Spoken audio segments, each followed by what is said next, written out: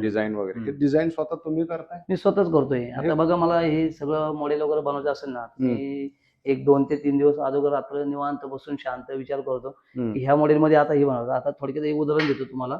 आता हा टेबल बनवला, हे टेबल बनवण्यासाठी मी 4 दिवस वाया घालवले. बरं. पहिलं गाडी मी बनवली वाया नाही, सत्कारणीच. हा म्हणजे काय झालं, माझे दिवस वाया गेले. म्हणजे थोडक्यात म्हणण्याचा उद्देश काय आला, विचार करायला काम करत वेळ गेला माझा, पण सक्सेस झाला माझा. म्हणजे हा टेबल असा बनवला नाही की लोकांना समजणार की बाबा एकच चाक कसं काय ह्या गाडीला, तुम्ही पाहू शकता, पण ते फिरतंय ऍक्च्युली. आणि टेबल असा बनवलाय की मुवमेंट हालत नाही. म्हणजे लोकांना आता विचार बनवला हा स्ट्रॉंग केलाय मी, की लोकांना समजलं की बाबा एका चाकावर गाडी कशी काय थांबवली. आता ह्या बद्दल तुम्ही पाहू शकता, चाक नाहीये, बघू शकता. किंवा ही चेअर ठेवली, म्हणजे अदरवाईज तुम्ही जर बसलात तिकडे काउंटरला तरी लोकांना मी बसवतात निवांतपणे आरामात. म्हणजे आणि एक अँटिक झाला, युनिक झाला. बरोबर.